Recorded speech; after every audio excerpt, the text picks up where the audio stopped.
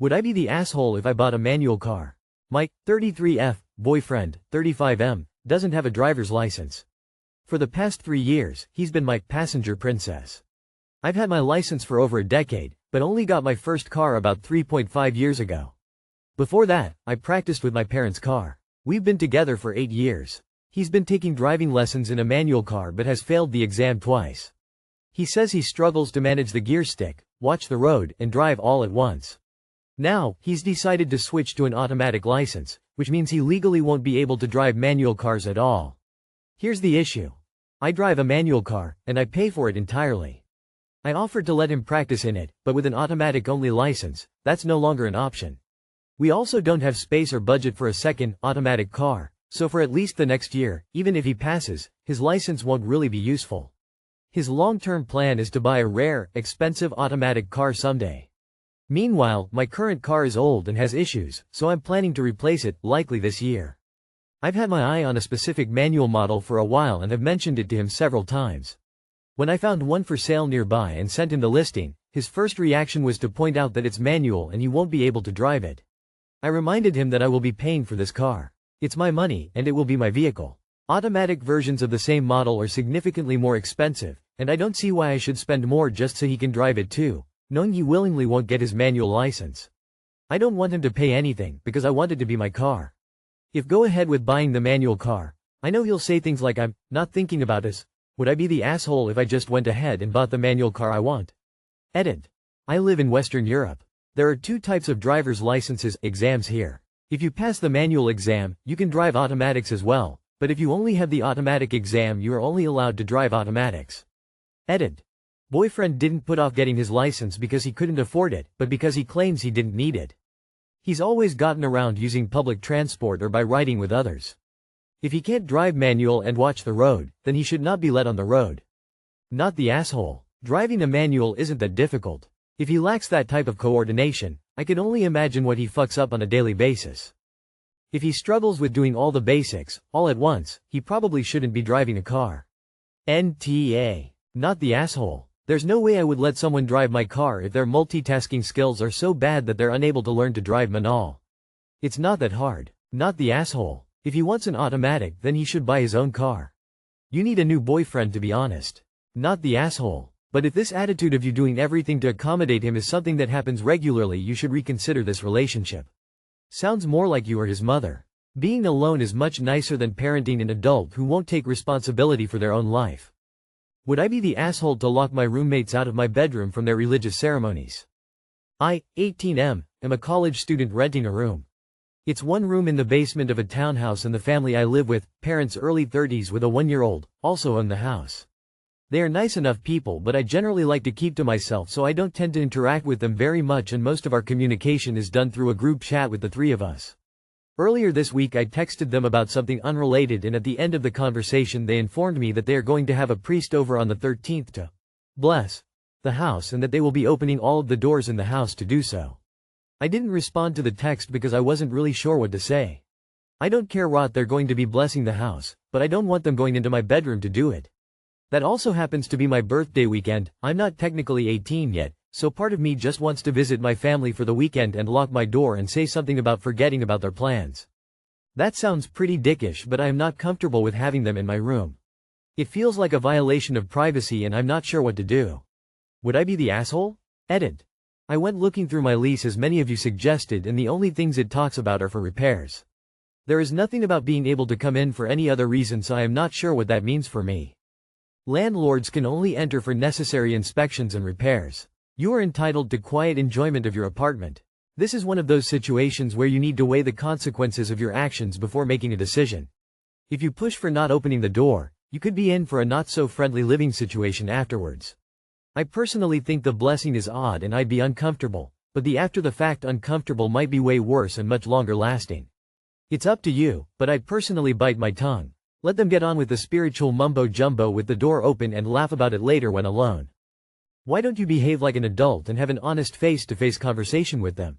It won't be comfortable because any type of confrontation is not, but it might make them look at you in a different light, a better one. Be a grown-up and talk to them about it before you just go off and leave your door locked. Communication is the key. You have to live with these people, is it worth digging your heels in? Ask them to do a different day, when you can be home so no one's in your room without you there. Not the asshole. I don't think a religious blessing is a valid reason for them to be accessing your space. You might want to check with your local landlord-tenant board about what constitutes a valid reason for them to access the space. I would reply back that you are denying them permission, that you are not comfortable with them accessing your space for that purpose, and will be locking the door. You might also want to start looking for a new living situation. Not the asshole, but in life you have to learn to pick your battles, and I don't think this is the one. As a devout atheist myself, I would just let them do it, roll my eyes behind their backs, and move on with my life. Am I the asshole for not letting my sister have my toddler's room? So bear with me here cause there's a lot of info and figuring out what's relevant is beyond me sometimes. I, 33 female, and my husband, 35 male, just bought a house. We worked our butts off over the past 3-ish years after a surprise pregnancy. We were financially okay, but you all know the housing market. So since my youngest was born, we have had to have the baby in our room because we only had a 2-bedroom and our oldest, now 12, needed his own space. We made it work, but we also did everything we could to get into a 3-bedroom as fast as possible. Cut to now, we have our 3-bedroom. We made a huge deal out of it to our youngest, to the point Big Brother helped design and decorate with us. It was an entire family effort. Onto the drama cause I wouldn't be here if there wasn't, right? My little sister, Mona, 27 female, just got out of a horribly abusive relationship and has been on my couch for 2 weeks. That's not a problem for us. I just warned her that I 100% would not make either of my boys give up their brand new rooms. Like for real, how much overtime and sacrifices we had to make to give them their own spaces. Well, guess what happened? Mona sat my husband and I down and asked if she could stay in our youngest's room because he just runs for our room in the middle of the night anyway. I told her no, that was his room, and I reminded her of my one condition. She argued that he's a toddler, he doesn't need his own space. I snapped on her and told her it didn't matter if he needed his own space, I need my own space. I asked her how she would feel always sharing her space with tiny eyes, and it is my house. This straight devolved in a yelling match where I told her if she didn't like it she could leave. She is now not talking to me and I feel absolutely awful for her, but I worked hard to give my youngest that space. My husband thinks I took it a little too far and that I need to apologize because she's going through a hard time. Am I the asshole? Not the asshole, so she's not talking to you, but is she still in your house? Because she shouldn't be. Not the asshole. But I do have to ask, do you have a game plan on her getting out?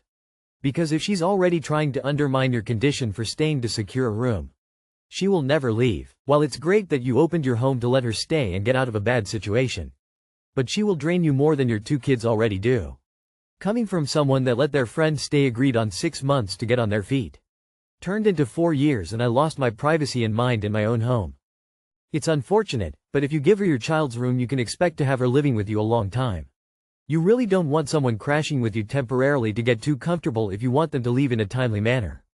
Not the asshole. She came in knowing your one boundary and then immediately tried to bulldoze it.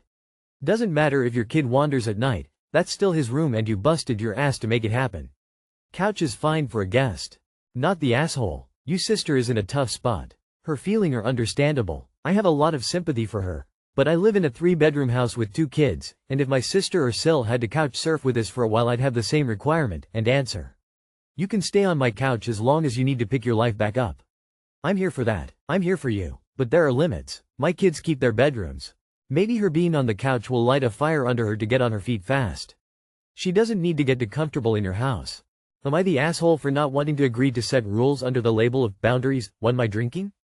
I mentioned to my fiancé that I feel I've been drinking too much to the point where it was an issue, that I wanted to stop drinking for a while and change my relationship with alcohol. He told me he thinks I should never drink again and I disagreed.